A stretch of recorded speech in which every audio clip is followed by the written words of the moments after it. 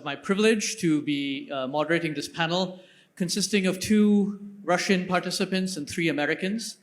And I think the last time we had an engagement of that sort, we had the Saudis sitting in the middle. But you'd have to do without them this time, for that turns out to be my job. We are also, this is happening at a slightly awkward time. Around in the next couple of hours, we will have a phone call between President Putin of Russia and President Trump of the United States. And so it's quite possible that this conversation that we'll be having may be overtaken by events in the next few hours. But what we'll try and do is focus a little bit on some of the longer term trends. And I'm going to start, you have the speakers' biographies in front of you. I won't repeat this. I'm going to start off by turning to Dr. Paul Saunders with the Center for National Interest.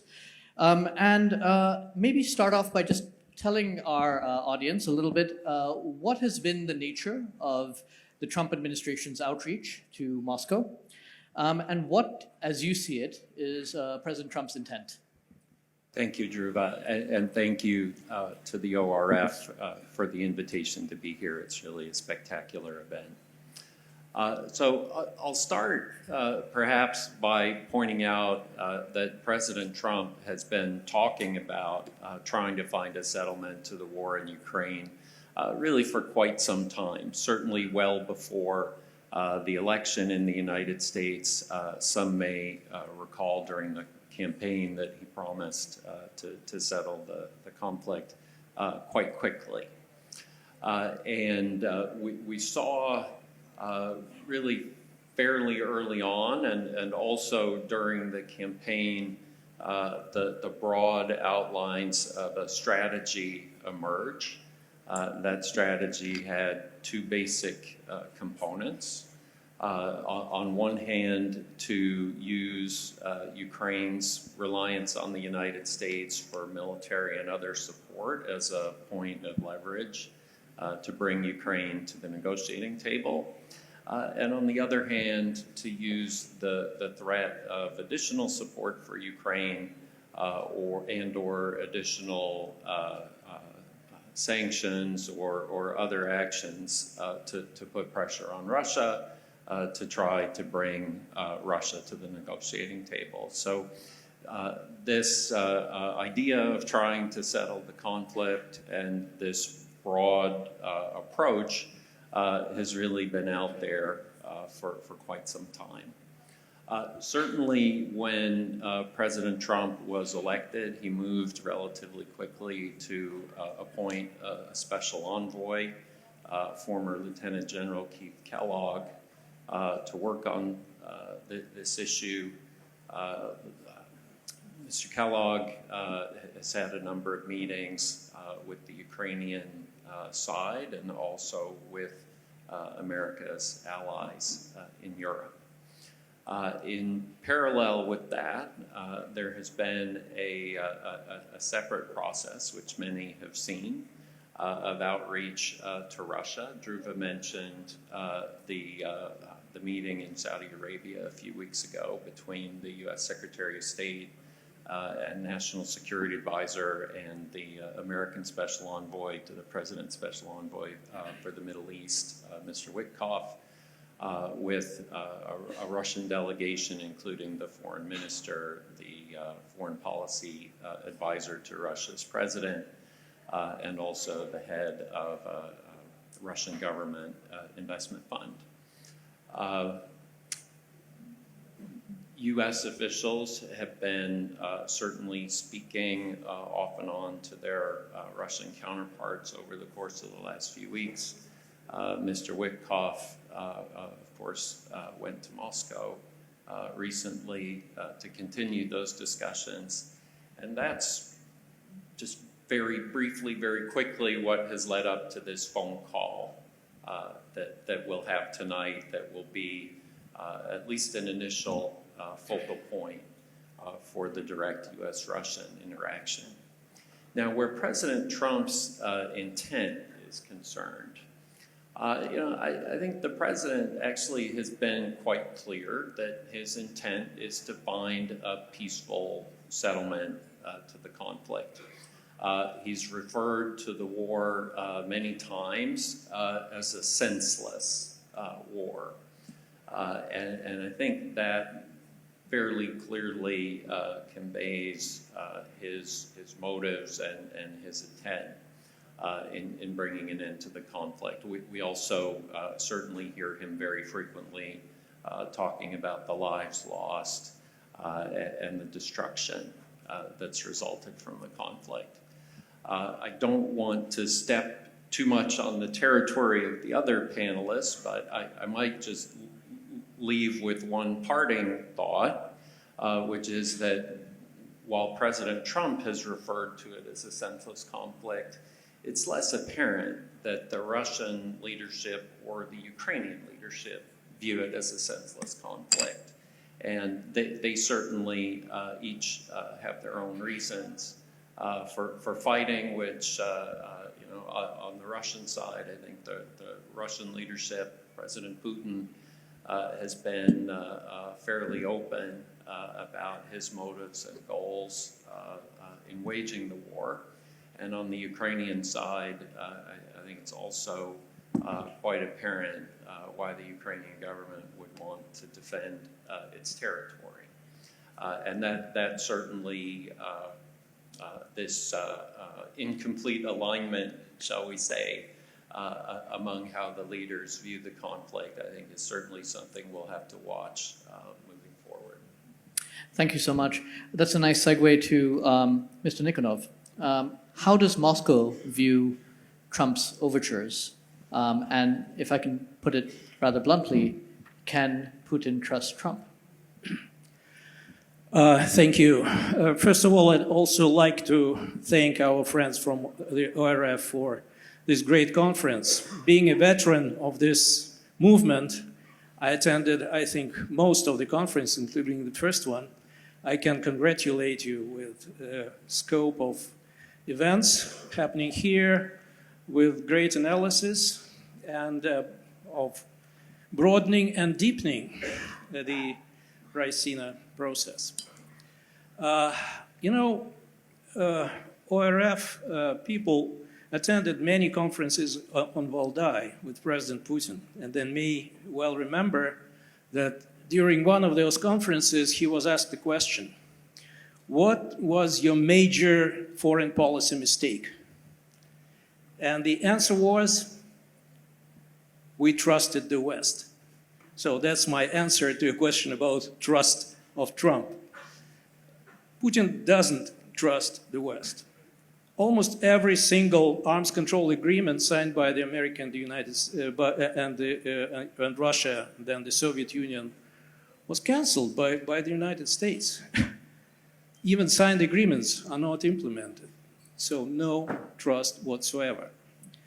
At the same time, what can we expect in 2 hours?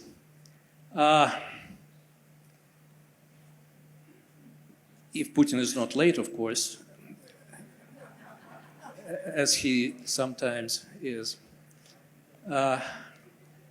Well, I think they'll have a good conversation.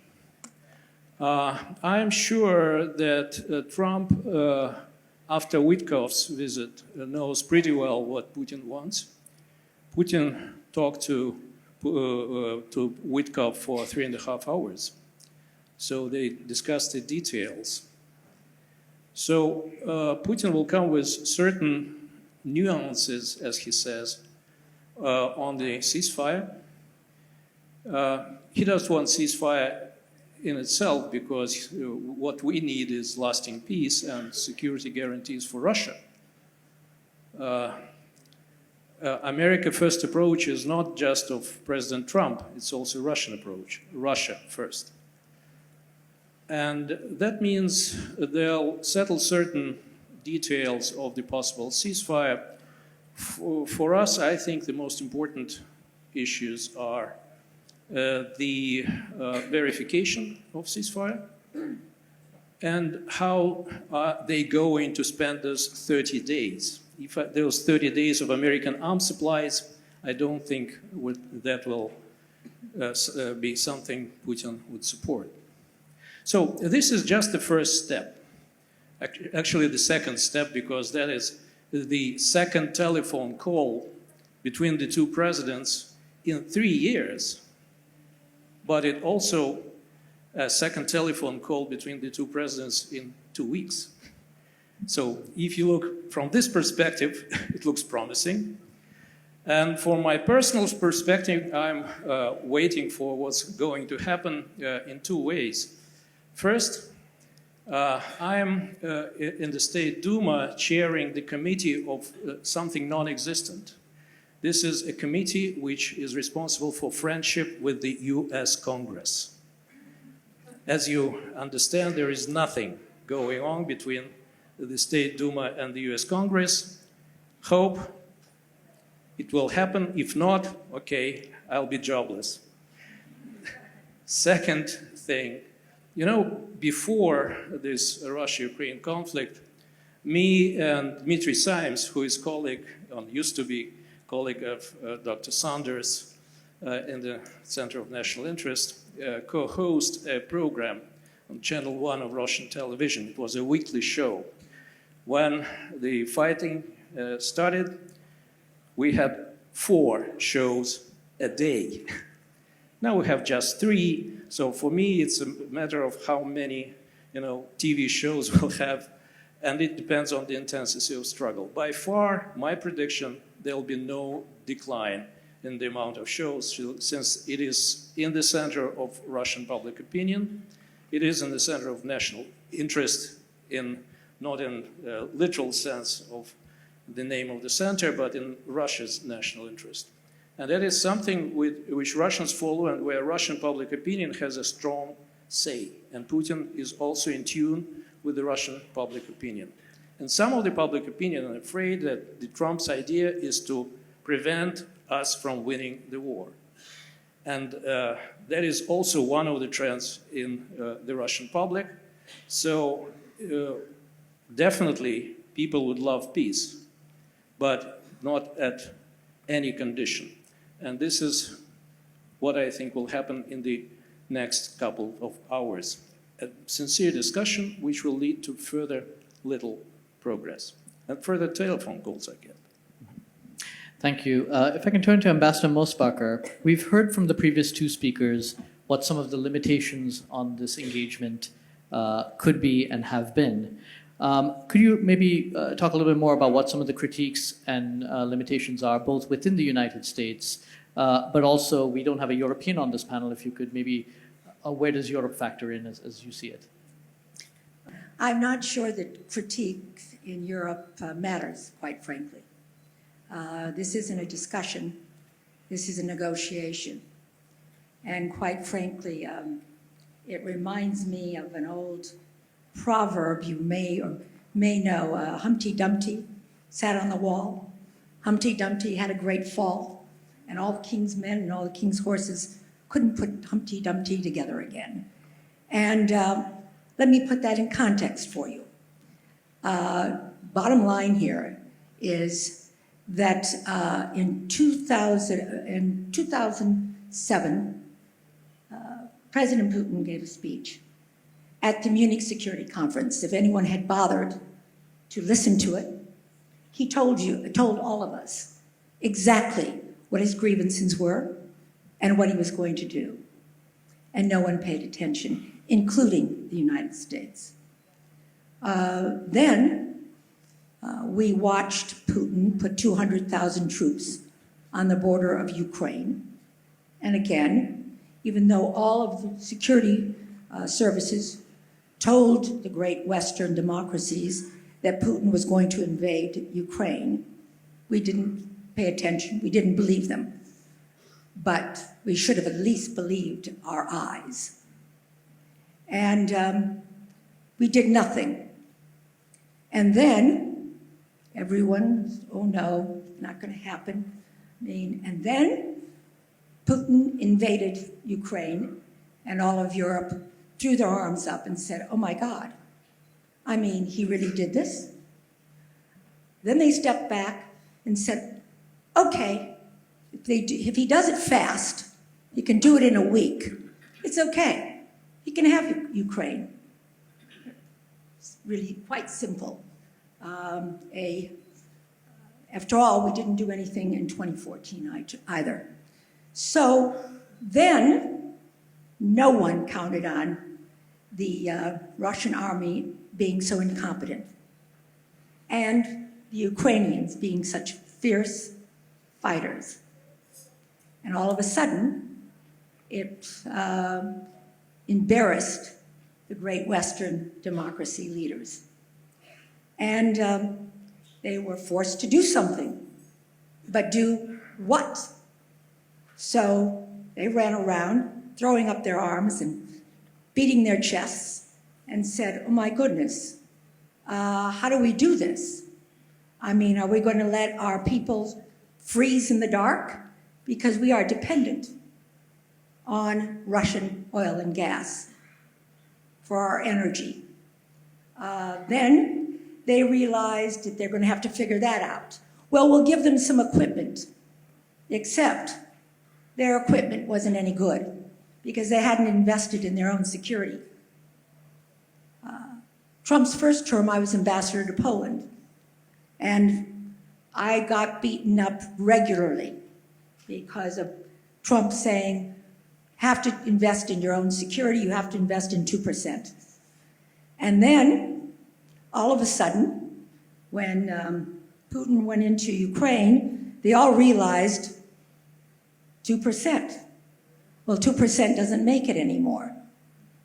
And so they realized that, my goodness, how are we going to do this? Well, we'll have to call the United States of America because after all, they spent almost $1 trillion on their military, and they'll have the equipment, and we'll get them to help Ukraine. We will all do our part, kind of. And so then we say, well, you have to go to 5%. Well, we're damned if we do, we're damned if we don't. And at that point, the United States of America said, okay, well, Trump becomes president. He says, wait a minute, 320 million Americans gave security guarantees to 500 million Europeans so that they could invest in their countries. And those countries were built on cheap Russian oil and gas. But Trump says, wait a minute, it's time for them to step up and do their part. But they couldn't because they didn't have the equipment. They hadn't made the investment. So now they're running around, and here we are. Trump doesn't like war. He watches the death and destruction, and he wants this to be over. Now, that means he's got to negotiate this. However, the Europeans are not going to like how this comes out. But to start with my starting point of Humpty Dumpty, well, we shouldn't have let Humpty Dumpty get on that wall, Ukraine. We should have negotiated with Putin so that this war didn't start. And then to have the fantasy of thinking that Ukraine was going to win this war against Russia was also, we're watching Humpty Dumpty fall off that wall. But where are all the horses and where are all the kings to put Humpty Dumpty back together again? Well, there aren't any. So the United States step in, and hopefully this phone call today will be productive. So, John, yeah. So just to clarify, and I do want to give time to the others because so you're saying that given all of this background and that many of us are aware of, that Europe doesn't have looking ahead, Europe doesn't have a say in to this. play, and Ukraine, and we have the Ukrainian foreign minister here at this conference. They are not. This is going to be a U.S.-Russia negotiation going forward. Is that what you're? Well, I think that's pretty obvious at this point. Right. Because what else does anyone have to bring to the table? Well, And so, to that point, yes. And certainly, we will be called arrogant, we'll be called names, but at the end of the day, we want to bring this war to an end. And to suggest that we trust Putin is also ridiculous. And to suggest that Putin isn't going to change his ways is also ridiculous. But we'll stop the war and then we'll figure out what we can work in common with Russia to bring Russia at least somewhat back into the fold. But I think we have to be realistic. And I don't think actually everyone knew the history of that. I think they knew the history, but not the reality of how this happened. And I think that's a reality check and one that needed to be said. You know, John McCain, great senator, said, Russia was nothing more than a gas station. And then Barack Obama said, well, it was maybe more than a gas station. It was a regional power. And I would suggest that they were both right, except they left one thing out. And it is a nuclear power. And that's the only reason we're here today in the place that we are with Ukraine and Russia. Thank you. To get another Russian perspective, Professor Likacheva, where do you see, I just want our next two speakers to sort of think ahead a little bit, where do you see negotiations heading going forward? What are some of the factors that you think will shape Moscow's response going forward? Well, thank you very much for invitation to this panel. I think it's very important. It's a very vibrant feeling where you're not just commenting history, but kind of have a feeling of being into it, as most of us tonight.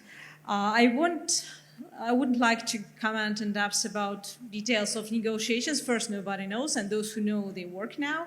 And here in this room, there are lots of brilliant diplomats who know about this tactics of negotiations, best alternatives, and all that things. But I think that there are a couple of issues that will determine these negotiations if they last at least longer than one attempt. First of all, I think there will be much less history discussions on this over these negotiations than before. Even Vladimir Putin, during his interviews with Tucker Carlson, gave lots of historical comments for 10, 15, 20 minutes. And I think it's pretty enough to go into history debates if we want to move towards the future. And as for future, demands of both sides are pretty clear. First of all, I think that for Russia, negotiation is not a goal, it's a tool. It's a tool to provide more security, if we can hope on that, but more, it's a tool to provide some deconflicting mechanisms for coming years and probably decades. No matter how these negotiations end up, even it's the world's biggest success in negotiation tactics that the world ever seen, we'll get about 1,000 kilometers of bleeding border. We have hundreds of thousands of weapons almost freely circulating over this 1,000 kilometers. We have our neighbor, Europe, that declared anti-Russian weaponization as the key uniting pillar for European integration for coming at least 6 years. So deconflicting will be on demand. If these negotiations will be able to provide these tools, it will be a big success. Second, I think regarding negotiations, the best case scenario that we can rely on is a shift from armed conflict to non-armed conflict. When we want to jump from armed conflict to peace, we skip some phases, and these illusions can lead us to some wrong directions. And as my major specialization is political economy, I can't avoid commenting on economy and economic incentives and some disputes about some possible projects that will relaunch all the impetus of US-Russia relations. I don't believe that economy in this particular case can be a game changer or a door opener for some completely new reset. However, all discussions about economy, about rare earths, It's some kind of small talk that can facilitate moves towards more sophisticated issues. If we take a look on negotiations as a deal, making an art of the deal, it's very interesting, but deal is a project. And if we speak about security and security maintained, this is always a process. Any negotiations can create beautiful conditions, but particularly process management will define the result. I'm not too optimistic about the coming phone call. I'm just very positive that this phone call can happen. It's like any talks are better than no talks. But as for strategic approaches of our side, I think the question of trust is not appropriate by this time. And even if we speak about trust building mechanisms, it's adequate from academic point of view, but it's very far from the reality we find us in. We have to speak about actions from both sides that can be easily checked and verified by the other side. Not intentions, not slogans, no mottos. Mutually checked actions that the one thing can allow us to move forward from war to non-armed conflict, and later maybe to peace. I will stop here. Thank you. Thank you. So, turning to our last speaker, we've heard from the previous speakers a pretty consistent line that there's a lack of trust between Moscow and Washington, that there are very different expectations, that it's a very gradual process. So, Rachel Rizzo, could you walk us through what you see some of the possible scenarios are going forward? What are some, and of those scenarios, what are some of the more realistic outcomes that we can expect as the two leaders are about to talk to each other? Absolutely. So I guess I'll preface this by saying something that my co-panelists have also said, which is that everything that we say here might be totally irrelevant in the next couple of hours because we don't know what this conversation with Trump and Putin is going to result in. I think it's taking place at around 8 p.m. Delhi time, so just give it a couple hours. You know, I want to start by a couple of things that have frustrated me over the last few years watching this from Washington as an American, you know, writing about this stuff from an American think tank. First is that I think Joe Biden, former President Biden, sent this message to the Ukrainians that the U.S. would support them for, quote, as long as it takes. And this was the line that was used over and over again. And there were also a lot of people pushing for Ukraine to regain its 1991 borders. And as nice as those two things would have been, I think the reality on the ground and the political situation, the political reality in the United States meant that neither of those things were going to be possible. And I think it set up unrealistic expectations and ultimately probably put Ukraine in a weaker negotiating position. These negotiations, you know, when Trump came into office, there was this talk about ending the war in 24 hours. We know that did not happen. Then it was 100 days. I don't think that will happen either. These negotiations, whatever they result in, are going to take a while. I think this is going to be a slow process. I think it's going to be an arduous process, and it will be kind of like a roller coaster. Well, there will be ups and downs, and it's not going to be from point A to point B. Mainly, primarily because the red lines that each side have negate the other side's must-haves. So you have Ukraine, or you have Russia that wants permanent Ukrainian neutrality. It wants Ukraine to guarantee it won't have European forces on its borders or inside of its borders. But then you want the Ukrainians need to know that they won't be invaded again. And so I think this is going to make out for some pretty difficult negotiating positions, and we're going to have to grind this out for quite some time.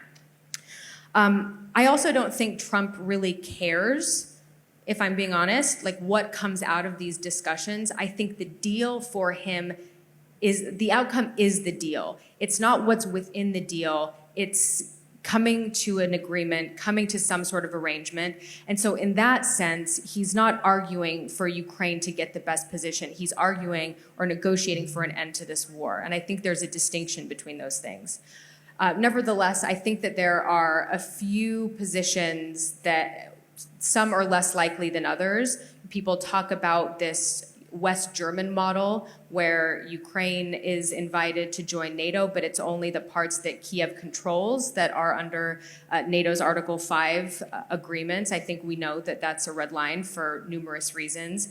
There's a Norwegian model whereby Ukraine joins NATO, but says that no foreign forces will be stationed on its territory. I think this is another red line, mostly because of the NATO membership and not because Russia doesn't want it or says it's a red line.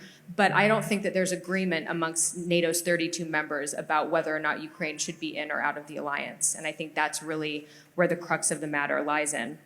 But then you have a lot of discussions about this potential Israel model, where basically you turn Ukraine into a porcupine. And that just means you strengthen its armed forces enough, you strengthen its defense industrial base, you arm it to the teeth so that it's completely indigestible for a would-be adversary, in this case, Russia, that would potentially try to invade again. And so I think the end of these discussions will be somewhere in this sphere, although the outcome is, I think, yet to be determined. You know, there's this really interesting quote from the Czech writer Milan Kundera that says, "A small country is one which knows that it can disappear at any moment." And I think Ukraine knows this, and so we'll be arguing from that position, certainly. Thank you. We're going to open up. We have about a little less than 20 minutes for questions. I'm going to take a few questions from the floor. If everyone could please keep it to a question, not a comment. And two, please identify yourself. I'll take a few from the floor. Perhaps the gentleman here.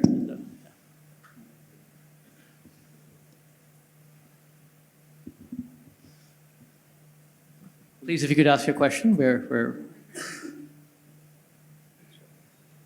Sorry. Good afternoon. I am Colonel Vidur Sharma. I am currently a research fellow with the ORF. My question is to Mr. Paul Saunders and Mr. Nikonov, to you both. I'll say that if we look beyond the immediate issue, that is the Ukraine war or the end of Ukraine war, the biggest beneficiary of this old, the Britain-Russia rivalry, or subsequently converted into the USSR or now US-Russia rivalry, is the China. If you see during the Cold War, during the, I'll say, colonial period. Yeah, if you could just keep it to a question, please. Question is, okay. So my question is, can we see a Nixon movement? What the Nixon did in 1971 with China, a rapprochement between US and Russia, or maybe outlandish idea that Russia joining the NATO, and so that you can both focus on the real enemy, that is the China. I think it's called a reverse Kissinger in some circles. And second question, please. Yes, up here, the lady up here. Yes, thank you very much. Good afternoon, sorry, everyone. Sorry. Yeah. The lady here in white.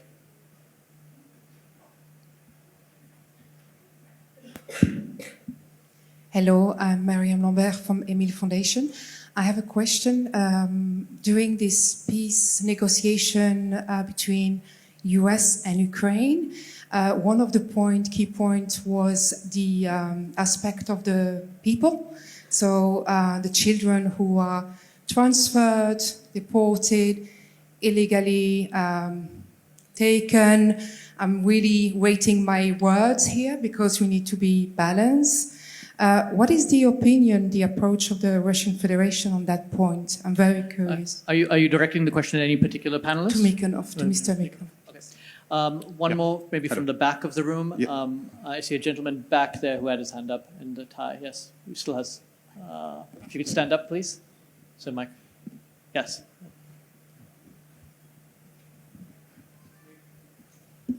Zbigniew Wysarski from Poland, from Polaski Foundation.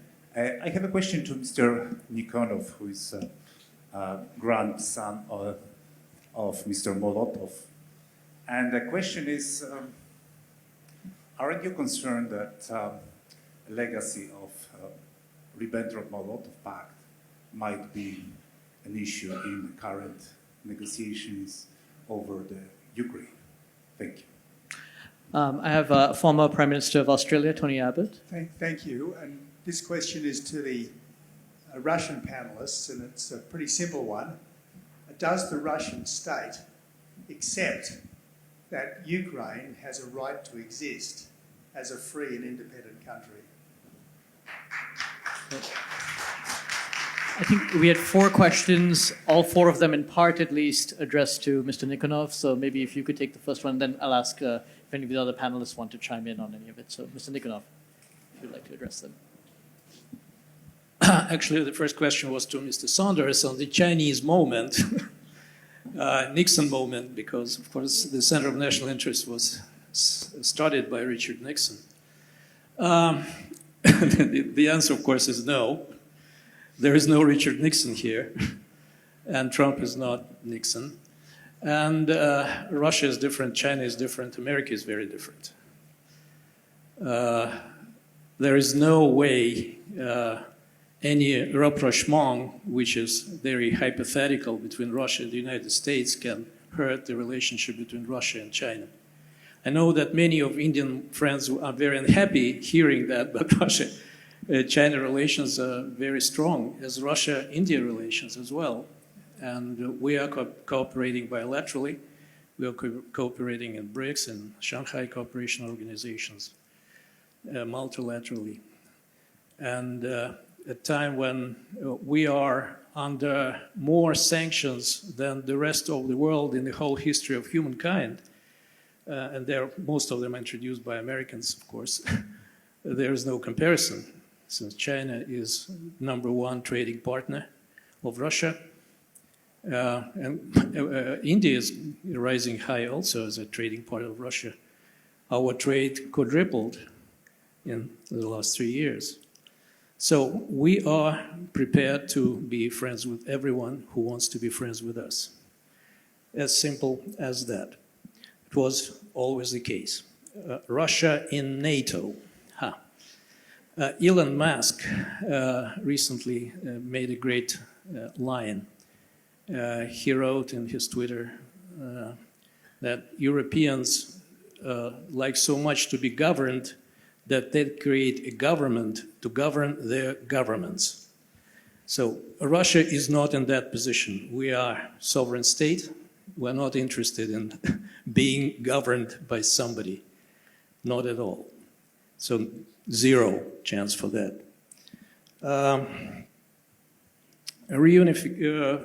Children at war. This is a big tragedy, of course.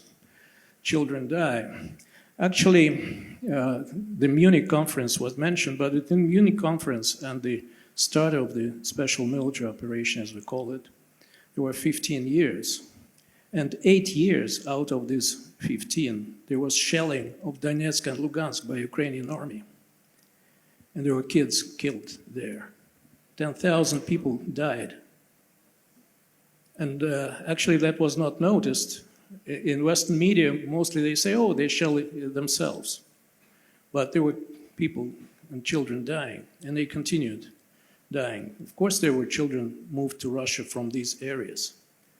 As for the rest, if there are separated families, we are definitely for reunification of families.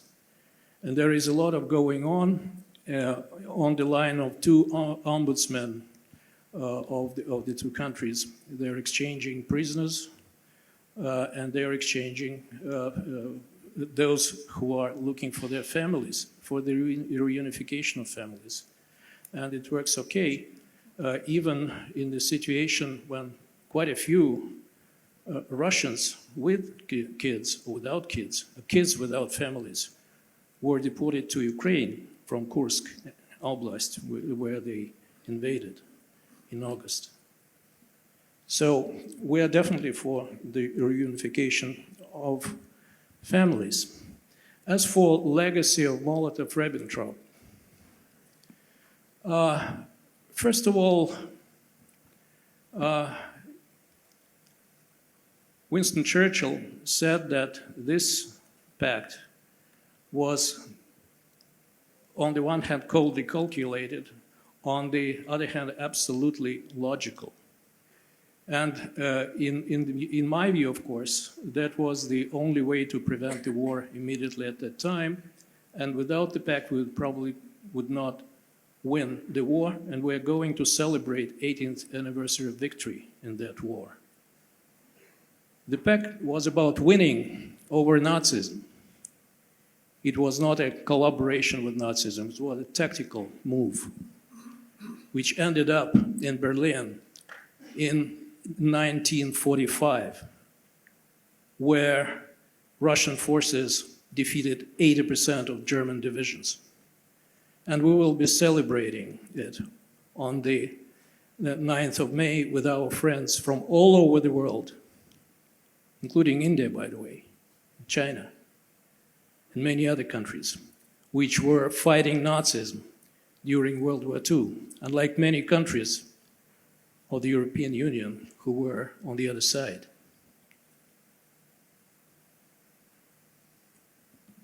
You know, you can have different opinions of my grandfather,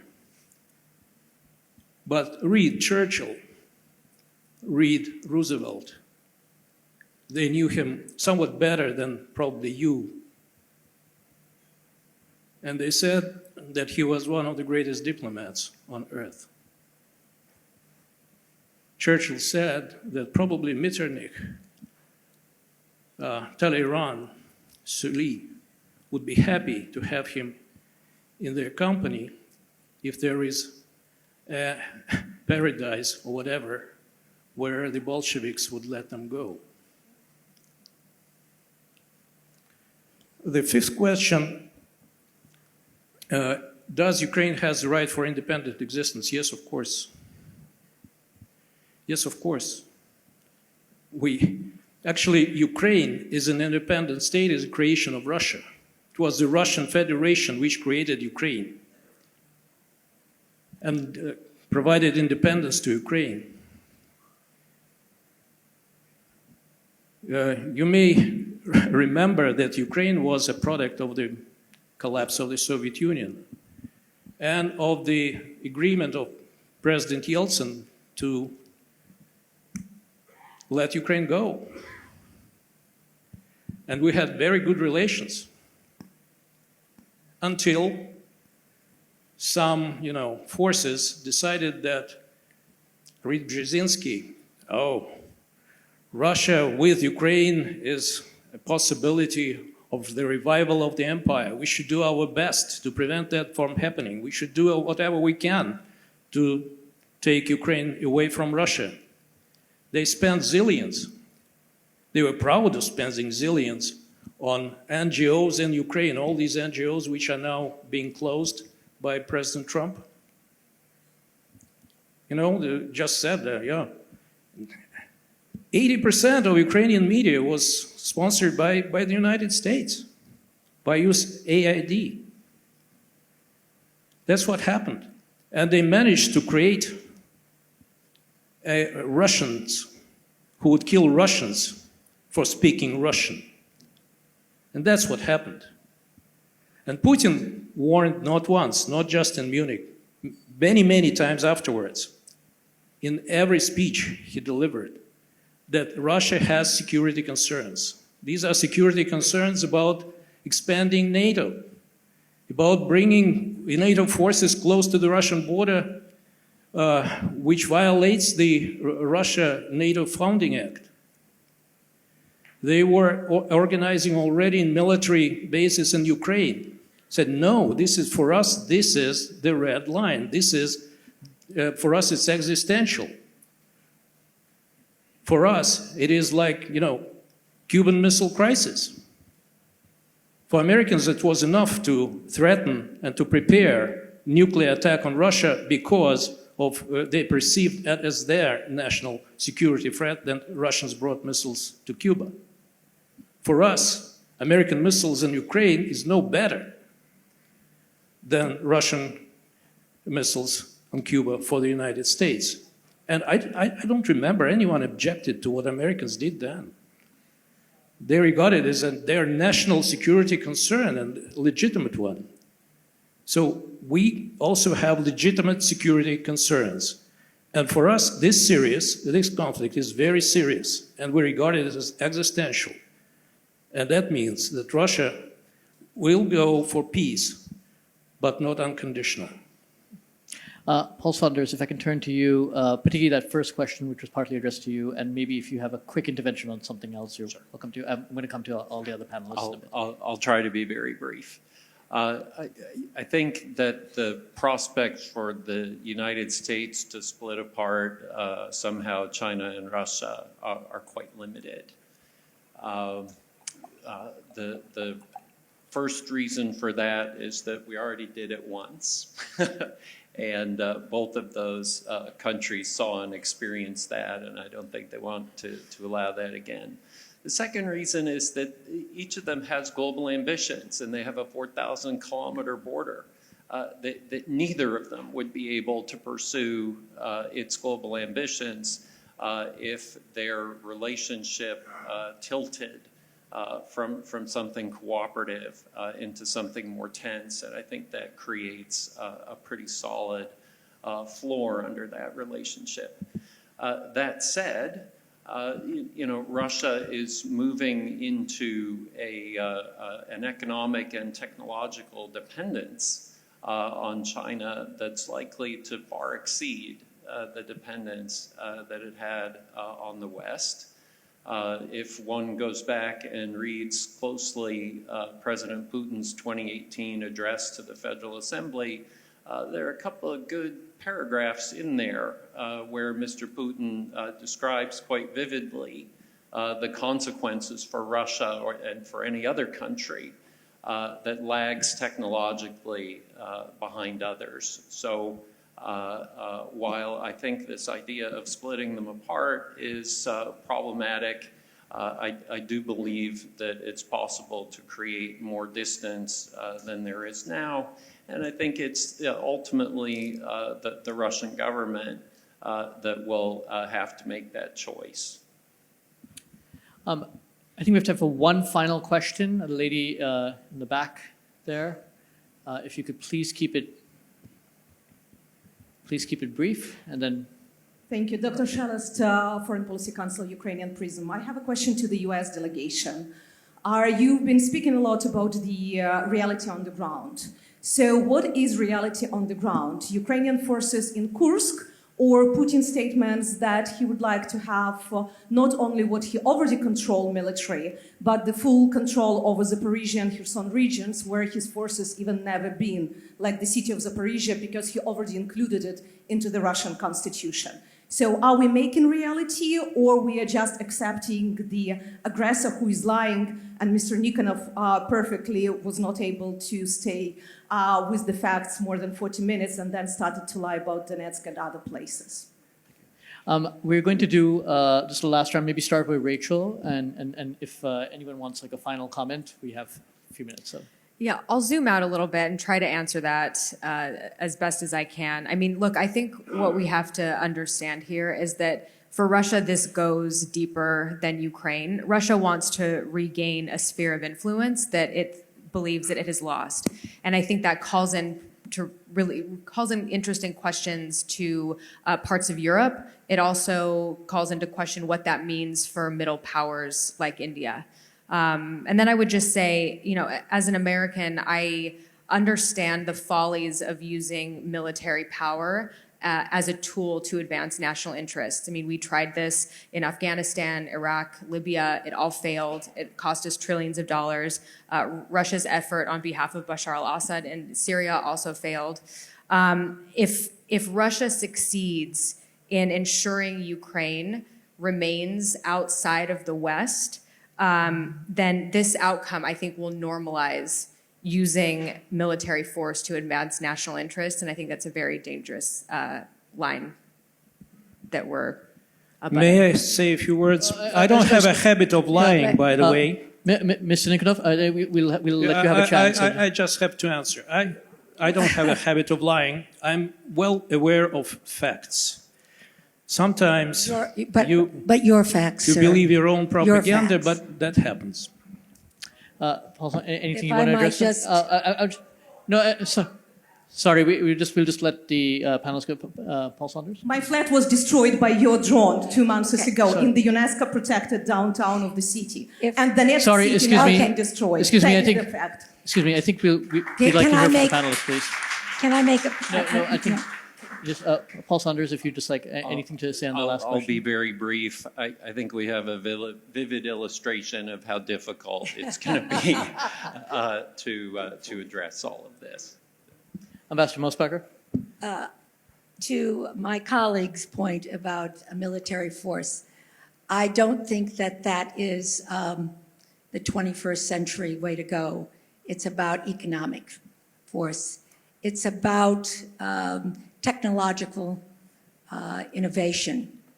Russia doesn't manufacture anything that anyone wants to buy. They are not innovative. Consequently, the question is just how competitive you can stay. And maybe a regional power, but without the nuclear weapons, they have the GDP of Italy. And it's going to be growth in one's creating jobs. It's going to be being able to integrate technology. It's going to be resilience based on that and growing one's economies to make people prosperous, because we don't really wars start with failed states. So the goal has to be to attract investment and grow, and that will be the defining factor as we go forward.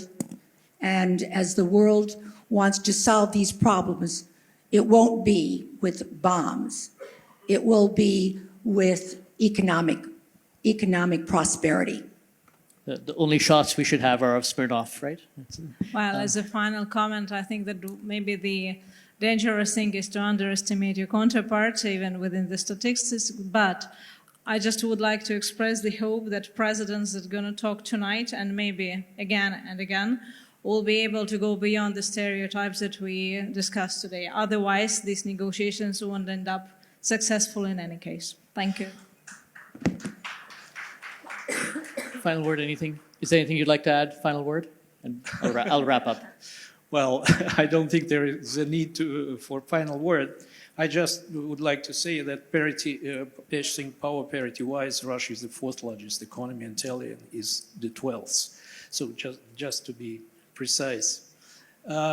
As for the discussion, I think it was good. The questions were predictable.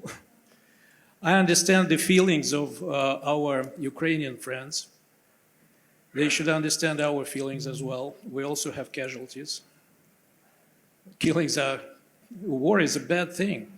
No one likes the war. We definitely would like to have to move to peace.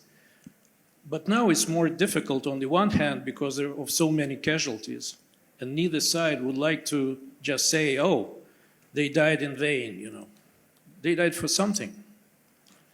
Both the Russians and Ukrainians were fighting for their land, for their future, for what they consider to be right. I hope that at some point Russia and Ukraine will come together, sit together, and also be at the negotiating table like Trump and Putin. It's not for Russia and America to decide the fate of the third countries. I think Russians and Ukrainians living together for so many centuries can solve their problems. I'm half Ukrainian. Both of my grandmothers were born in Ukraine. I don't think we have much to divide. I love Ukraine, and I think we'll be together sooner or later. Well, on that note, it's time to wrap up. I'll just say a few things that I took away from this conversation while we all had our disagreements. There does seem to be some consensus that trust is going to be an issue on both sides, that a reverse Kissinger or reverse Nixon is out of the question, or very highly unlikely. and that things may change very rapidly in the next few hours after we hear the readout of the Trump-Putin call. With that, please join me in thanking the panelists. Thank you all for your attention. Bye.